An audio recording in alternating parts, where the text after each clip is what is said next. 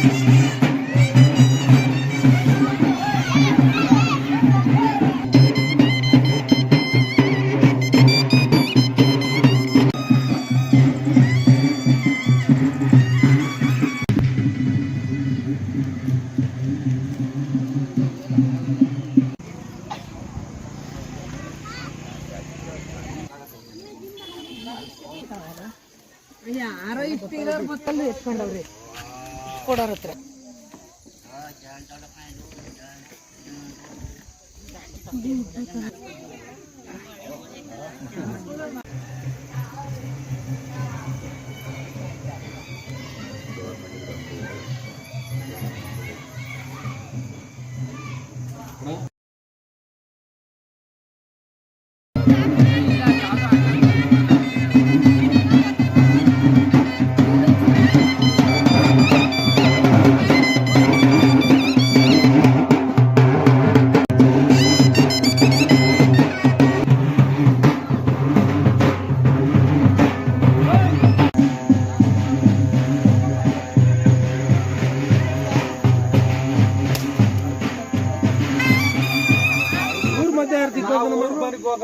ನಮ್ಗೆ ಈ ಜಾಗದಲ್ಲಿ ನಮ್ಗೆ ಜಾಗದಲ್ಲಿ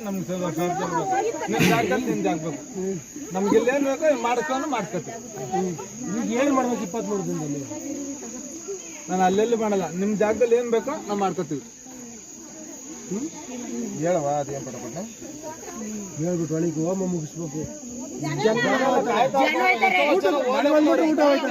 ಊಟ ಮಾಡಿ ಈಗ ಬರಾಬರ್ ಹೇಳ್ಬಿಡ್ಬೇಕು. ಏನು 23 ಏನು ಮಾಡ್ಬೇಕು ನಾವು?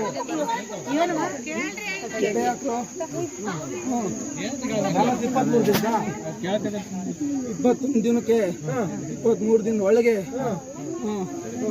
ಮಾಡೋಣ. ಇನ್ನೇನು ಮಾಡ್ಬೇಕು? ಇಲ್ಲೇನು ಮಾಡ್ಬೇಕು?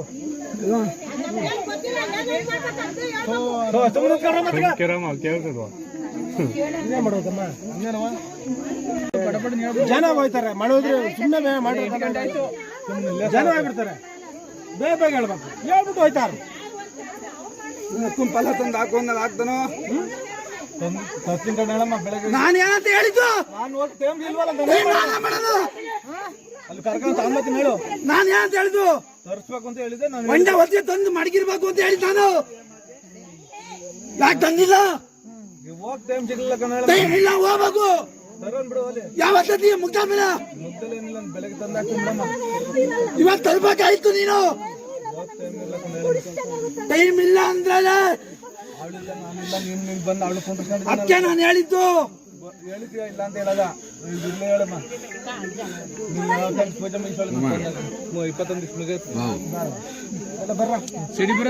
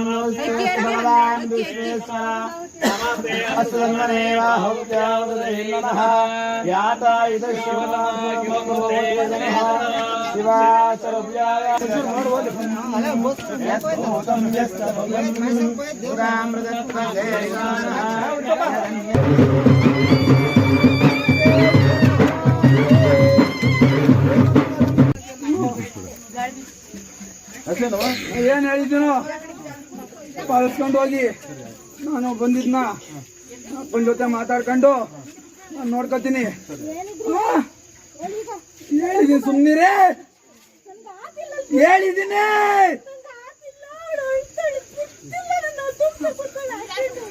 ಹೇಳಿದೀನಿ, ಸುಮ್ನಿರು. ಈಗ ಆಯ್ತಾರವ ಸುಮ್ಮನೆ ಇರ್ಬೇಕು. ಈಗ ಏನ್ ಮಾಡ್ಬೇಕಮ್ಮ 21 ದಿನಕ್ಕೆ? ಮುಂದೆ ಪೂಜೆ ಕರೆಕ್ಟ್ ಮಾಡ್ಬೇಕು. ಯಾವ ಬೇಕಾವ ಮಾಡ್ತೀರ ಪೂಜೆಯ? ಎಲ್ಲರ ಕೈಲಿ ಮಾಡಿಸ್ಕೊ. ಎಲ್ಲ ಮಾಡ್ಬೇಕು. ಯಾರ್ಯಾರು ನಮ್ಮ ಅಕ್ಕನ ಪೂಜೆ ಬರುತ್ತೋ ಅವರು ಒಂದು ಹೂವು ಹಾಕಿ ಪೂಜೆ ಮಾಡ್ಕೊಂಡು ಹೋಗಿ. ಹಂಗೆ ಅಷ್ಟೇ. ಏನ್ ಮಕ್ಕಳು?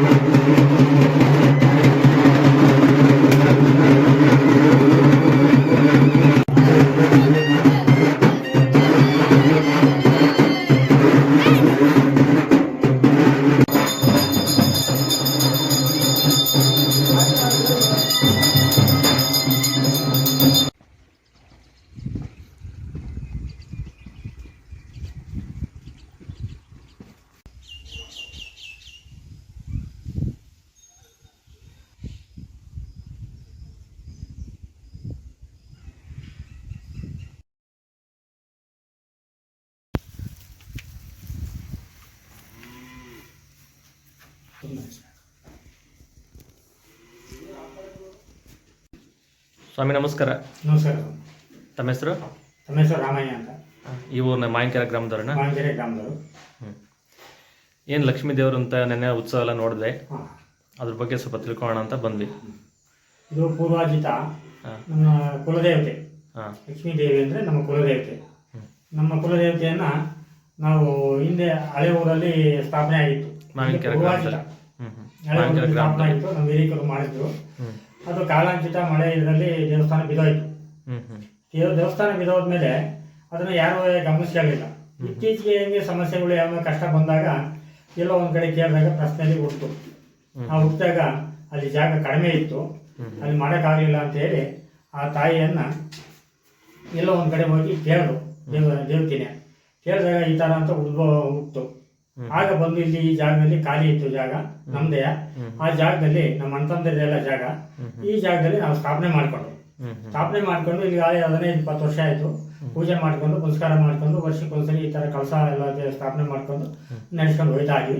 ನಮ್ಮ ಅಣ್ತಂದಿರು ಎಲ್ಲರೂ ಸೇರಿಕೊಂಡು ಈ ಪೂಜೆ ಪುನಸ್ಕಾರ ಇತ್ಯಾದಿ ಕಾರ್ಯಕ್ರಮ ಎಲ್ಲನೂ ನೆರವೇರಿಸ್ಕೊಂಡು ಹೋಗ್ತಾ ಇದ್ವಿ. ಇದರಲ್ಲಿ ಬಂದಂತ ಯಾರು ಅವ್ರ ಕಷ್ಟ ಏನಿದೆ ಏನಂತ ಅವಳದ್ದು ಬೇಡ್ಕೊಂಡ್ರೆ ಆದಷ್ಟು ಅವಳು ಕಷ್ಟವನ್ನು ನಿವಾರಣೆಯನ್ನು ಮಾಡ್ತಾ ಇದ್ವಿ. ಇದರಲ್ಲಿ ಏನು ತೊಂದರೆ ಇಲ್ಲ. ಇಷ್ಟಾಗಿ ನಡೀತೈತೆ ಸ್ವಾಮಿ, ಮುಂದೆ ನಡೆಸ್ಕೊಂಡು ಹೋಗ್ತಾ ಇದ್ವಿ. ಸಂತೋಷ. ಕೋಟೆ ಅಲ್ಲ ಅಂತ ಇತ್ತು, ಆಗ್ಲಿಂದಲೂ ಉದ್ಭವ ಆದಂಥ ದೇವರು. ಈಗ ನಮ್ಮೂರಲ್ಲಿ 5 ದೇವರು ಒಂದೇ ಲೈನ್ನಲ್ಲಿ ಉದ್ಭವ ಆದಂಥವ್ರು. ಲಕ್ಷ್ಮೀ ದೇವಿ, ಹುಚ್ಚಮ್ಮ, ನಾರಾಯಣ ಸ್ವಾಮಿ, ಲಕ್ಷ್ಮೀ ಶ್ರೀದೇವಿ, ಭೂದೇವಿ, ಈಶ್ವರ ದೇವಸ್ಥಾನ. ಒಂದೇ ಲೈನ್ನಲ್ಲಿ ಈ ಗ್ರಾಮದಲ್ಲಿ ಉದ್ಭವ ಆದಂಥವ್ರು. ಅನೇಕ ದೇವರುಗಳನ್ನ ಆಮೇಲೆ ಸ್ಥಾಪನೆ ಮಾಡ್ಕೊಂಡು ಬಂದಂತ ಇದರಲ್ಲಿ ನಾವು ಸ್ಥಾಪನೆ ಮಾಡ್ಕೊಂಡು ಹಿಂದೆ ಪೂರ್ವಾಜಿತ ಇವರು 5 ಜನನು ಒಂದೇ ಲೈನಲ್ಲಿ ನಮ್ಮ ಗ್ರಾಮ ಉದ್ಭವ ಆದಂತ ಕಾಲದಲ್ಲಿ ಇವರು ಉದ್ಭವ ಆದಂಥವ್ರು. ಆಗ್ಲಿಂದ ಆರಾಧಿಸ್ಕೊಂಡು ಬರ್ತಾ ಇದ್ವಿ. ಸರಿ ಆ ಥರ. ಇವಾಗ ಅಲ್ಲಿ ಜಮೀನು ಹಂಗೆ ಇದೆಯಾ? ಅದು ಅಲ್ಲೇ ಹಳೆ ದೇವಸ್ಥಾನ? ಹಳೆ ದೇವಸ್ಥಾನ ಜಮೀನು ಹಂಗೆ ಇದೆ, ಅದನ್ನ ಯಾರು ಏನು ಆಕ್ವೈರ್ ಮಾಡಿಲ್ಲ. ಆ ಜಮೀನು ಹಂಗೆ ಖಾಲಿ ಹೋಗೋದು. ಈ ದೇವರು ಉತ್ಸವ ಅಂತ ಯಾವ ತರ ಮಾಡ್ತೀರಾ ಪ್ರತಿ ವರ್ಷ? ಏನಾದ್ರು ಪ್ರತಿ ವರ್ಷ ಅಂತಂದ್ರೆ ಈ ದೇವತೆಯನ್ನ ಒಂದು ಮರದ ಪೆಟ್ಟಿಗೆಯಲ್ಲಿ ಕರಗದ ಟೈಪ್ನಲ್ಲಿ ಮಾಡ್ಕೊಂಡು ಒಳ್ಳೆದಾಗ ತಗೊಂಡೋಗಿ ಕಳಸ ಸ್ಥಾಪನೆ ಮಾಡ್ಕೊಂಡು ತುಂಬದಲ್ಲಿ ಸ್ಥಾಪನೆ ಮಾಡ್ಕೊಂಡು ಆ ದೇವತೆಯನ್ನ ಅಲ್ಲಿ ಸ್ಥಾಪನೆ ಮಾಡ್ಕೊಂಡು ಪುರೋಹಿತರ ಮೂಲಕ ಅಲ್ಲಿಂದ ಭಕ್ತಾದಿಗಳನ್ನ ಯಾರಿಗೆ ಅವಳು ಮಹಿಮೆ ಆಯ್ತಾಳೆ ಅವ್ರ ಮೇಲೆ ಓಡಿಸ್ಕೊಂಡು ಇಲ್ಲಿಂದ ಏಕ ಕರ್ಕೊಂಡ್ಬರ್ತೀವಿ. ಅರೆ ವಾದ್ಯದಲ್ಲಿ ವಾದ್ಯ ಮಾಡ್ಕೊಂಡು ಕರ್ಕೊಂಡ್ಬಂದು ಇಲ್ಲಿ ನಮ್ಮ ಕೈಲಾದಷ್ಟು ಅನ್ನದಾನವನ್ನು ಮಾಡಿಕೊಂಡು ಅವಳನ್ನ ನೆರವೇರಿಸ್ಕೊಂಡು ಹೋಗ್ತಾ ಇದ್ವಿ ಕಾರ್ಯಕ್ರಮ.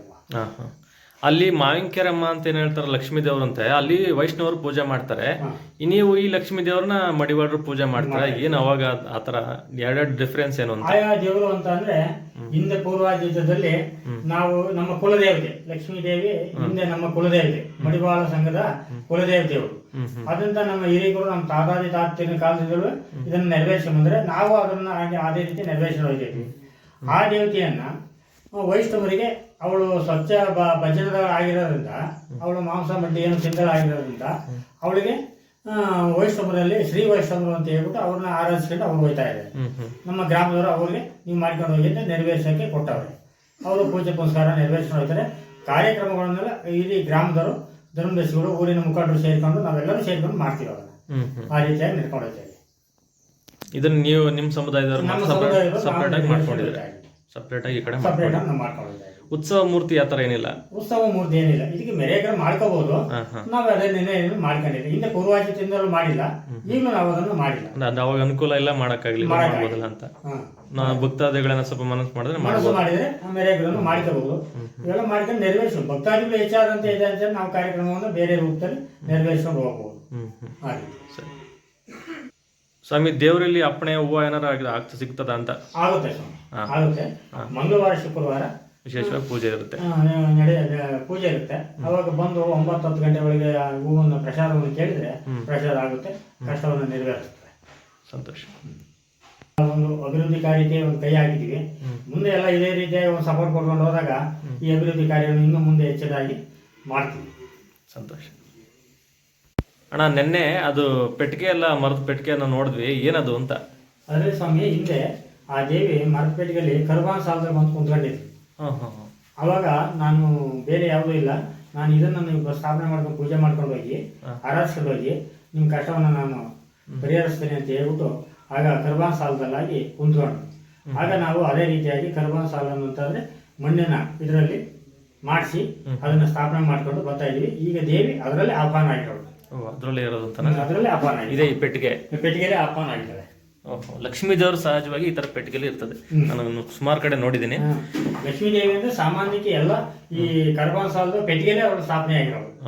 ಅವಳು ಅದರಲ್ಲೇ ಉದ್ಭವ ಆಗಿರೋದು. ಸರಿ ಸರಿ.